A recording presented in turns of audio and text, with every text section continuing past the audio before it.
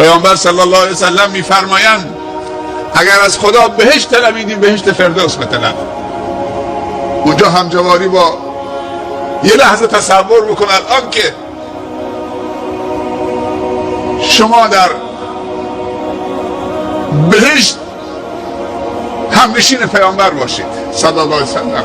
یعنی این طرف پیغمبر نوح، پیغمبر موسی، پیغمبر عیسی، پیغمبر ابراهیم، پیغمبر ادریس، بابا آدم، این طرف رسول الله صلی الله علیه وسلم، ابوبکر، عمر، عثمان، حیدر، بلال،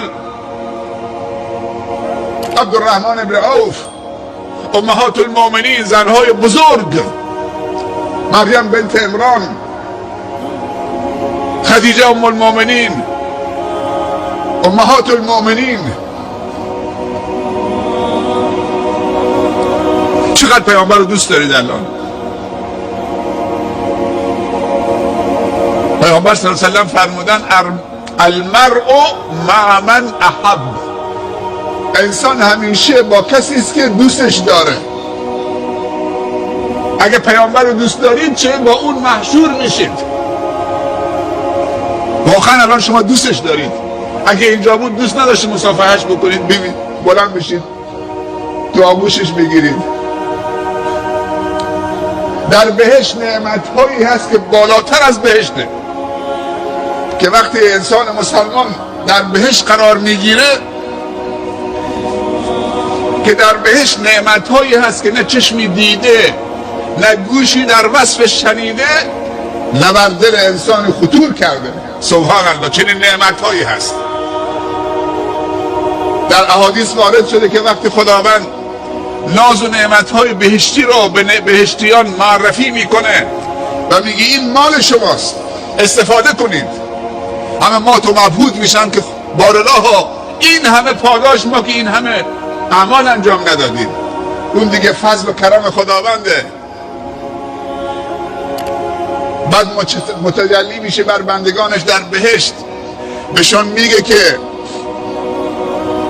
ای بندگان بهشتی من، از من راضی هستید؟ میگن بارالله چرا از تو راضی نباشیم؟ شما که ما را به بهشت داخل کردی بر مبنای لطف و کرمت، وگرنه اعمال ما ناچیز بود. شما که از تقصیرات ما گذشتید بر مبنای لطف و کرم و محبتت و مغفرت و رحمت و شفقتت، بر ما بر بهشت داخل کردی، ما را از نعمتهای بهشت محظوظ کردی و خوش نصیب کردی، چرا از تو راضی نباشیم؟ دوباره الله رب العزت و جلال سوال میکنه از بندگان بهشتیش، آیا چیزی دیگر غیر از این بهشت نمیطلبید؟ به ذهنشون نمیرسه، فکر میکنن هرچی ناز و نعمت و خوشی و لذت هست همین بهشته، همین جوهاست، همین میوه هاست، همین زنهای بهشتی است، همین خدمه، همین باغ هاست، جوی آب گوارا، جوی شیر، جوی شراب، جوی عسل. سبحان الله، همش مزه است. انسان نیاز به دستشویی پیدا نمیکنه، نیاز به ادرار پیدا نمیکنه، شکمش منتفخ نمیشه، همه مزه ها تو زبانشه. انسان بلغم نداره، آب بینی نداره، نیاز به خواب پیدا نمیکنه، مریض نمیشه، فقط سلامتی است تو سن جوانی، همه یک دست، فقط لذت بردن از نعمتهای بهشته. مزه تو دهانت دیگه آب میشه، وارد معده نمیشه که شکمت باد بکنه. اینا اوصاف بهشتیه. هیچ کینه و بغضی تو بهشت نیست بین بهشتیان. الله رب العزت و جلال به بندگانش میگه چیزی دیگه نمیخوای شما؟ به ذهنشون نمیرسه. اینجاست که الله پرده رو بلند میکنه. سبحان الله.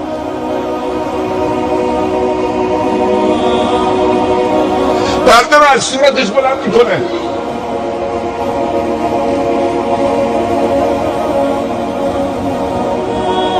پرده رو از صورت و سیناش بلند میکنه. الله نوره، نور السماوات والارض. یک تکه نوره. حالا چی میگی؟ حالا من شما را مفتخر میکنم، به سعادت کامل میرسونم، اجازه میدم که سیمای منو تماشا بکنید، سیمای نورانی الله، همین اللهی که رو به قبله ایستادیم و بعد میگیم وجهت وجهیه. اونجا الله اجازه میده که تماشای سیمای الله بکنید، به دیدار الله ملک الملوک، فرمانروای مطلق. چه حال هوایی است وقتی که الله پرده رو بلند میکنه، همه بهشتیان مات و مبهوت میشن.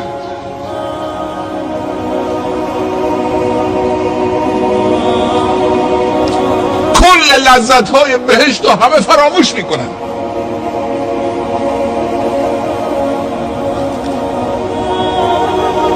وجوه یومئذ ناظره، نور الهی منعکس میشه تو صورت بهشتیان. سبحان الله. نور رب العزت و الجلال، نور سیمای نورانی رب العزت و الجلال منعکس میشه تو صورت بهشتیان. صورت بهشتیان یک پارچه که روشن میشه. سبحان الله. خداوند در قرآن میفرمایند وجوه یومئذ ناظره، اون روزی که خداوند پرده بلند میکنه در بهشت و بهشتیان به تماشای الله مینشینند، صورتهای بهشتیان ناظره هست، از نظارت سفید میشه، روشن میشه، میدرخشه، به خاطر نور اللهی که تو صورتشان منعکس میشه. وجوه یومئذ ناظره، نتیجه چیه؟ الی ربها ناظره. این آیه رو خوندید شما؟ وجوه یومئذ ناظره الی ربها ناظره، چون که به ربش داره نظاره میکنه، نگاه میکنه. در جای دیگه خداوند میفرمایند للذین احسنوا الحسنی، برای کسانی که در دنیا نیکی کردن حسنا هست. حسنا در آخرت بهشته. و زیاده، و زیاده بر حسنا دیدار خداونده. برای کسانی که در دنیا نیکی کردن للذین احسنوا الحسنا، بهشته.